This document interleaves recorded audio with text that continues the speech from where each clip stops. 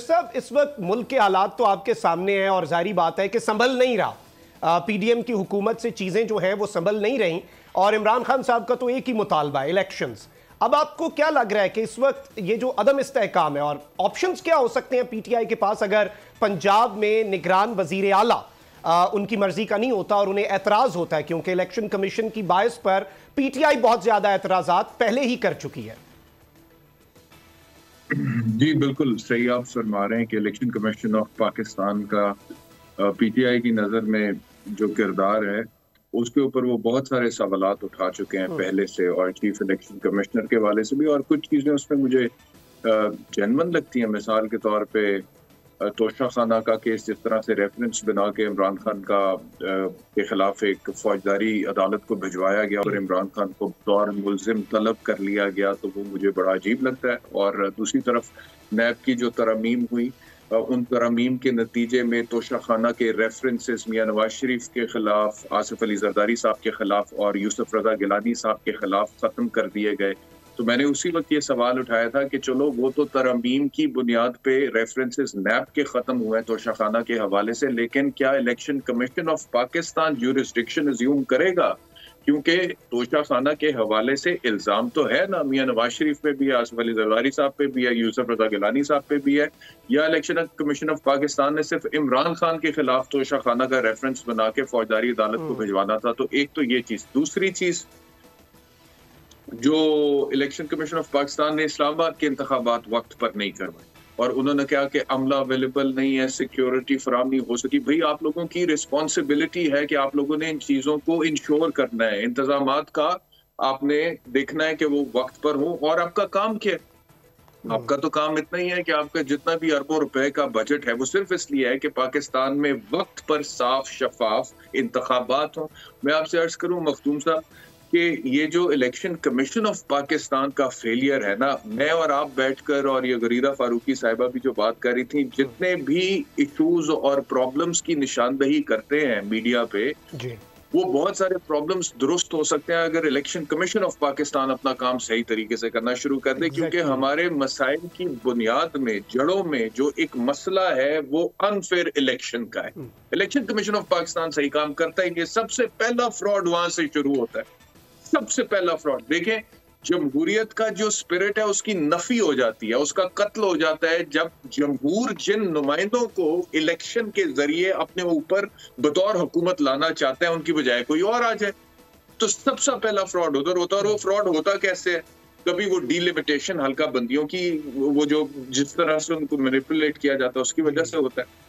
तभी और बहुत सारी चीजें हैं। मिसाल के तौर पे एक एमएनए एमपी का जो इलेक्शन है उसमें मेरे ख्याल में इस वक्त कानून के मुताबिक एक एमएनए अपनी इलेक्शन कैंपेन पे 40 लाख से ज्यादा सर्फ नहीं कर सकता, एमपी 20 लाख से ज्यादा सर्फ नहीं। लेकिन आप मुझे कोई इलेक्शन बता दें पूरे पाकिस्तान में एमपीए का, एमएनए का, जो इतने पैसों में होता हो, करोड़ों रुपए में तो होते हैं। तो सबसे पहली वायलेशन तो ये हो जाती है सिर्फ इलेक्शन। और मैं आपसे ये भी अर्ज करूं कि इलेक्शन कमीशन ऑफ पाकिस्तान का जो किरदार उसमें है कि वो लोग जो कि अप्लाई करते हैं टू कंटेस्ट द इलेक्शंस, और उनके जो कागजात होते हैं, उनके जो गोशवारे होते हैं, उनकी जो बाकी चीजें होती हैं, उनकी जो स्क्रूटनी होती है, उस स्क्रूटनी में इतने फ्लॉज हैं कि ऐसे ऐसे लोग सामने आते हैं कि मैं और आप देखते रह जाते हैं कि यार ये हमारे नुमाइंदे जो अगर सिर्फ और इसकी कोई अकाउंटेबिलिटी नहीं है। मतलब कि इलेक्शन कमीशन ऑफ पाकिस्तान, देखिए मेरी बात सुने, यहाँ पर एक सरकारी अफसर है, वो अपना काम ठीक तरीके से, कोई ब्यूरोक्रेट है, कुछ न कुछ वैसे यहाँ पे तो द माइट इज राइट, जंगल का कानून चल रहा है इस मुल्क में, इसमें तो कोई शक नहीं है।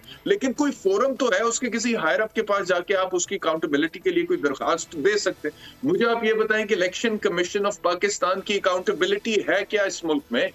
कोई अकाउंटेबिलिटी नहीं है। वो वक्त पर इंतखाबात इस्लामाबाद में नहीं करवाना चाहते तो नहीं करवाना चाहते, कराची में करवाना चाहते हैं तो कराची में करवा दिए, एमक्यू ने बॉयकॉट कर दिया, चीखती रहेगी, लेकिन उन्होंने कहा जी होंगे तो होंगे।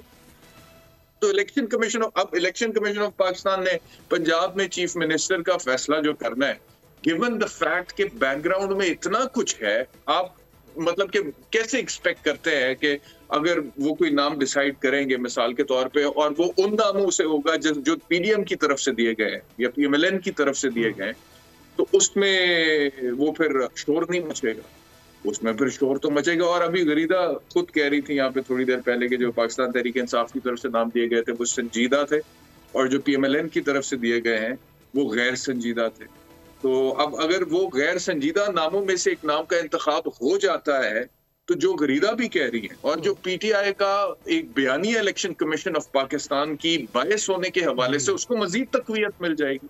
और आप देखें कि इसको मजीद तकवीयत इस वजह से मिलती है कि वफाक में जिस तरह आपके स्पीकर कौमी असेंबली ने इस्तीफे मंजूर किए हैं, जो पहले रूल्स और रूलिंग्स के हवाले देते थे कि जब तक मैं हर मेंबर को इंडिविजुअली मिलकर ये तसल्ली ना कर लूं कि ये किसी दबाव के तहत तो इस्तीफा नहीं आया, तब तक मैं उसको मंजूर नहीं कर सकता। लेकिन जब उन्होंने देखा कि एक हकीकी ऑपोजिशन या हकीकी लीडर ऑफ द ऑपोजिशन आ सकता है जिसका बड़ा फाल किरदार हो सकता है निगरान वजीर आजम की तैनाती में, तो उन्होंने 70-80 इस्तीफे फौरी तौर पर कबूल कर लिए, किसी को भी नहीं बुलाया। तो ये आप कड़ी से कड़ी आप मिलाएंगे तो जाहिर बात है कि फिर एतराजात तो उठेंगे। बिल्कुल। अगर आपको ये वीडियो पसंद आई है तो सब्सक्राइब करें और बेल आइकन पर लाजमी क्लिक करें। 2022 बहुत सारे तोहफे भी देखे गया पाकिस्तान की आवाम को। पाकिस्तान की आवाम को एक तोहफा ये दिया कि आवाम को पता चल गया कि पाकिस्तान का मीडिया क्या है। साल 2022 में सबसे ज्यादा देखे जाने वाला चैनल बोल न्यूज रहा नंबर 1। हमने बहुत सारे शोज और ट्रांसमिशंस की, पूरा साल मुसलसल जदोजहद में निकल गया कि ये वोट ऑफ कॉन्फिडेंस के पीछे कौन लोग थे। तोड़े रेटिंग के सभी रिकॉर्ड। सोशल मीडिया पर भी सबसे ज्यादा तेजी से 2.4 बिलियन व्यूज का संगे मील अबूर किया। एंकर्स को भी आवाम में सबसे ज्यादा मकबूलियत मिली और सोशल मीडिया पर भी बोल रहा सब पर भारी। सब्सक्राइब करें और बेल दबाएं ताकि कोई खबर रह न जाए।